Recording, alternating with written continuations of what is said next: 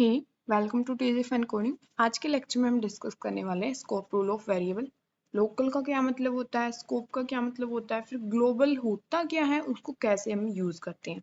इन सारे क्वेश्चंस का आंसर हम आज के इस लेक्चर में देखने वाले हैं। इसके लिए आपको बस एक फंक्शन की बेसिक नॉलेज होनी चाहिए, जो कि मैं आपको इससे पहले वाली वीडियो में बता चुकी हूँ। ठीक है, तो सबसे पहले क्या करती हूँ, मैं एक फंक्शन बनाती हूँ। कोई भी फंक्शन बना लेती हूँ। जैसे मैंने एक फंक्शन बनाया है रैंडम, ये उसकी क्या है, प्रोटोटाइप और यू कैन से डिक्लेरेशन। और ये मैंने फंक्शन को डिफाइन कर रखा है।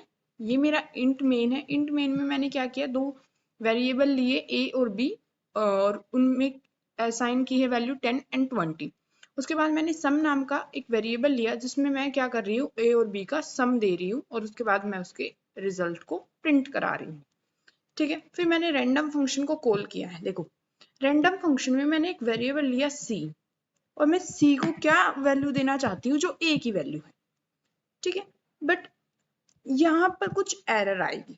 ठीक है, अब देखो, मैंने ए को एक बार मैं डिक्लेयर कर चुकी हूँ कि ए की वैल्यू 10 है। मैं बस क्या करना चाहती हूँ, अपने जो सी है मेरा, मैं उसको भी वही वैल्यू असाइन करना चाहती हूँ जो मेरी ए की वैल्यू है। एंड देन मैं क्या करना चाहती हूँ, अपने सी को प्रिंट कराना चाहती हूँ। तो इसमें आपको क्या शो हो रहा है, एक प्रॉब्लम शो हो रही है। ठीक है, प्रॉब्लम क्या कह रही है कि आइडेंटिफायर ए इज अनडिफाइंड। ठीक है, और अच्छे से देखते हैं कि हमारी जो आपका इस वाले है आपका, इसमें क्या कह रहे हैं कि फंक्शन वॉइड रैंडम। ठीक है, इन फंक्शन, कौन से फंक्शन में, इस रैंडम फंक्शन में आपकी 19th लाइन है जो आपकी, ये इसमें एक एरर आई है कि ए है वो अपने स्कोप में डिक्लेयर नहीं है। देखो, स्कोप का मतलब क्या होता है, एक एरिया, एक जोन।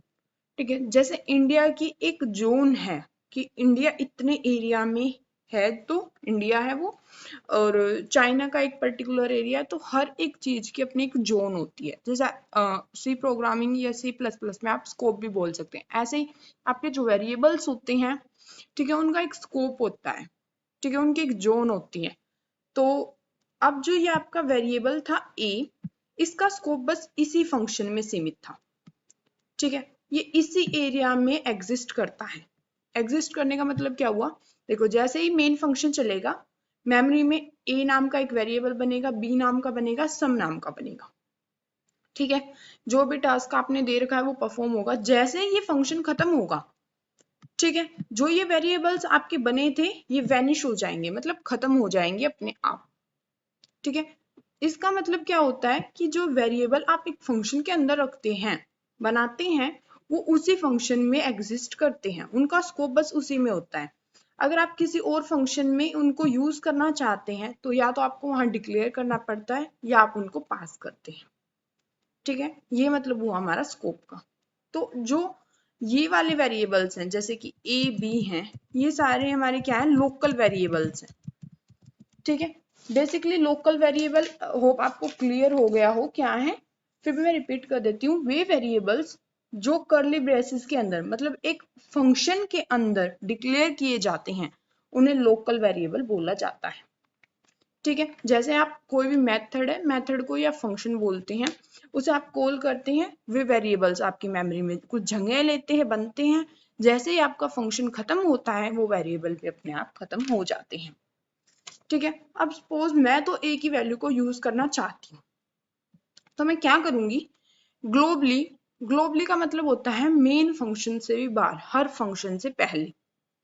ठीक है, एक वेरिएबल बना दो, डिक्लेयर कर दो, उसको कुछ वैल्यू असाइन कर दो, उस वेरिएबल को आप ग्लोबल वेरिएबल बोलते हैं। जैसे कि मैंने एक वेरिएबल बनाया ए, उसकी वैल्यू मैंने दी 20। ठीक है, अब मैं इस वेरिएबल को भी हटा देती हूँ यहाँ से। ठीक है, और ए प्लस बी इसमें रखती हूँ, इसमें ये रखती हूँ। अब उसके बाद सेव करते हैं हम। ठीक है, एक मिनट, यहाँ पर ए को हटा दिया, ठीक है, बी रह गया। अब हम इसको सेव करके रन करते हैं।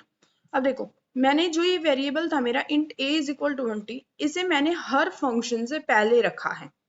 ठीक है, तो इसलिए बोला जाता है कि ग्लोबली पूरे हर फंक्शन के लिए अवेलेबल होगा। तो अब यहाँ जब ए की जरूरत हुई, तो इसको यूज करके क्या आ गया, 20 + 20 दैट इज 40। और फिर सी में भी ए की वैल्यू असाइन हो गई। इसके पास, इस फंक्शन के पास तो अपना कोई ए नहीं था, ठीक है, तो उसने कौन सा यूज किया, ग्लोबल वेरिएबल यूज किया। ठीक है, तो यहाँ पर हमें 20 प्रिंट हो गया। अब इन केस सपोज मैं यहाँ पर भी एक वेरिएबल ले लेती int a is equal to 10। ठीक है, तो फिर c में कौन सी वैल्यू असाइन होती, ये ग्लोबल वेरिएबल की होती, ठीक है, या ये अब इस वाले फंक्शन के लिए क्या हो चुका है, लोकल वेरिएबल। ठीक है, अब यहाँ पर c की वैल्यू क्या प्रिंट होती, ये वाली प्रिंट होती, लोकल वाली या ग्लोबल वाली। ठीक है, क्वेश्चन ये राइज हो सकता है, बिल्कुल नॉर्मल क्वेश्चन है। तो हम इसको क्या करते हैं, सेव करके रन करते हैं और देखते हैं कौन सी वैल्यू प्रिंट होगी, फिर हम समझते हैं कि ऐसा क्यों हुआ। अब देखो हमारे पास कौन सी वैल्यू प्रिंट हुई, 10। 10 कौन सी वैल्यू है, हमारी लोकल है। इसका मतलब क्या होता है कि जो फंक्शन होता है वो लोकल वेरिएबल को प्रायोरिटी देता है। अब सपोज मुझे ग्लोबल वेरिएबल की वैल्यू ही प्रिंट करनी होती तो मैं क्या करती, स्कोप रेजुलेशन ऑपरेटर का यूज करती। ठीक है, कौन से ऑपरेटर का, स्कोप रेजुलेशन ऑपरेटर का। ये कौन से होते हैं, 2 बार कोलोन लगाने आपको, ये है आपका स्कोप रेजुलेशन ऑपरेटर। ठीक है, तो मान लो जैसे मेरा यहाँ पर क्या है, ए है, मैं ए की ग्लोबल वाली वेरिएबल असाइन करना चाहती हूँ सी में, तो मैं यहाँ क्या करूंगी, इन स्कोप का यूज करूंगी। ठीक है, इसका मतलब क्या हो गया कि ये जो ग्लोबल वेरिएबल की वैल्यू थी वो असाइन हुई है। एंड तब अब हम क्या करते हैं, वैल्यू प्रिंट करके देखते हैं। अब देखो 20 वैल्यू प्रिंट हो गई। तो ये कंसेप्ट था हमारा लोकल एंड ग्लोबल वेरिएबल का। इसकी तरह एक स्टैटिक वेरिएबल भी होता है। स्टैटिक वेरिएबल में क्या होता है, उसमें हम एक बार डिक्लेयर करते हैं, फिर वो डिक्लेयर वाली लाइन होती है वो दोबारा नहीं चलती।